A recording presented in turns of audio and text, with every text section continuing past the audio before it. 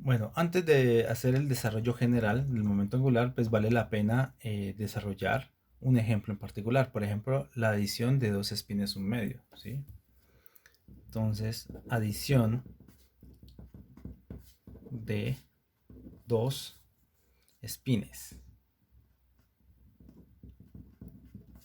un medio, ¿sí? Entonces, lo que vamos a hacer es ver cuáles, cuáles son los estados que dominan el momento angular, que es la adición de dos espines, ¿sí? De dos momentos angulares de spin. Por ejemplo, pueden ser dos partículas, dos electrones, o por ejemplo, dos átomos de plata, ¿sí? La plata tiene un electroncito en su última capa, y ese electroncito pues tiene un spin un medio. O sea, dos átomos de plata pues puede ser un ejemplo de este tipo de adición de momento angular. Entonces, como solamente estamos hablando de spin, pues entonces pues vamos a considerar una base que sea solamente de spin, ¿sí? Entonces, como son dos spines, entonces el espacio, ¿sí? El espacio de Hilbert que vamos a considerar, pues es, ¿sí? De la partícula uno y de la partícula 2 pues es igual a un producto tensorial entre el espacio de la partícula uno con el espacio de la partícula 2, ¿sí? Entonces, básicamente lo que yo voy a tratar son estados que tengan estos productos tensoriales. Por ejemplo, este que está acá.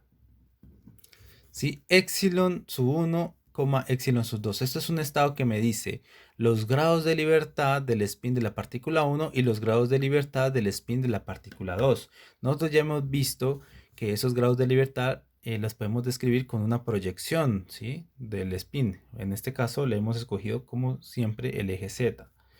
Entonces, todos los posibles estados pues son los siguientes. Por ejemplo, la partícula puede estar con spin up y la segunda también con spin up. O la primera puede estar con spin up y la segunda con spin down. O la primera puede estar con spin down y la segunda con spin up. O la primera con spin down y la segunda con spin down también. Ya no hay más. Ya no hay más posibilidades. ¿Listo? No hay más posibles estados. Esta, pues es una base que me genera todo este espacio. ¿Sí? El espacio del producto tensorial entre la partícula 1 y la partícula 2. Todo esto me genera ese espacio, ¿sí? De espines. Entonces, fíjense que nosotros podemos ver qué pasa, cómo actúan los operadores en estos estados, ¿sí? Por ejemplo, el que nos interesa, por ejemplo, es S1 al cuadrado. ¿Qué le hace a este estado? Ah, pues fíjense que este spin, este operador, pues no va a actuar sobre este espacio, va a actuar sobre el espacio de la partícula 1, por lo tanto va a actuar sobre este. Y ustedes ya saben que les da esa, ¿no? Como esta es una partícula de spin un medio, y acuérdense que el autovalor de este es S por S más 1 por H barra cuadrado. Y ese cuánto vale es un medio. Si nosotros reemplazamos, pues esto te da 3 cuartos de H barra al cuadrado.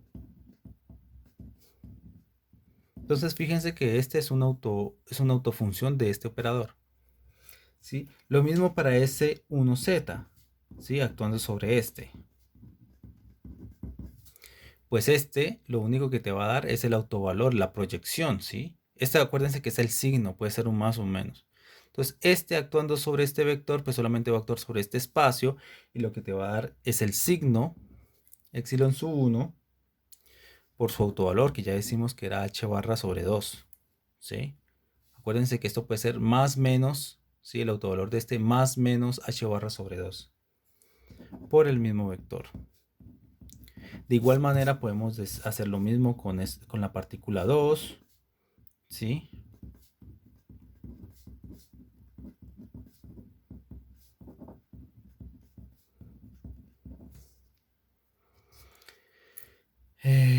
Esto solamente actúa sobre este espacio, te da esto. Como es una partícula de spin un medio, pues obviamente te da eso.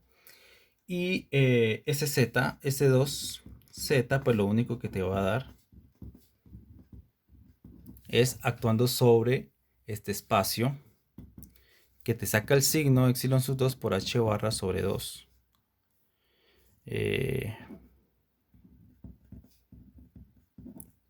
Fíjense que todos estos operadores comparten los mismos autoestados, ¿sí?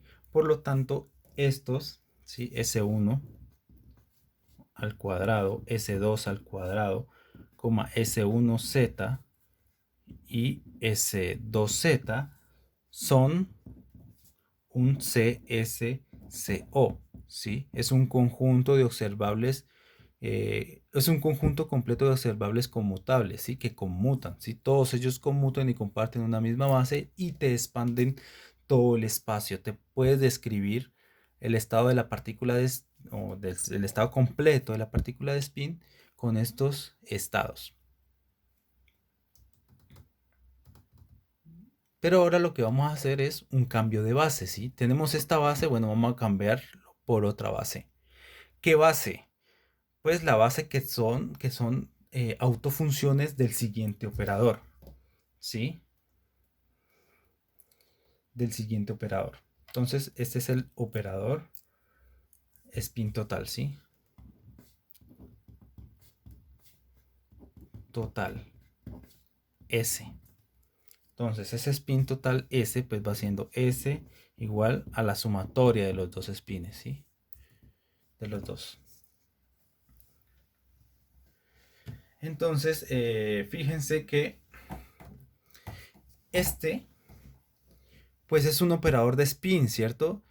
¿Por qué es un operador de spin? Pues porque es la suma de dos spins. La suma de dos spins pues te da un nuevo spin, ¿sí? ¿Y qué es un spin? Es un momento angular. Si es un momento angular debe satisfacer las relaciones de conmutación de un momento angular que nosotros ya lo hemos visto. Por ejemplo, hagamos un conmutador. La componente en X de este con la componente en Y. Ellos no deben conmutar, ¿sí? De la teoría del momento angular que nosotros ya hemos visto, no deberían conmutar.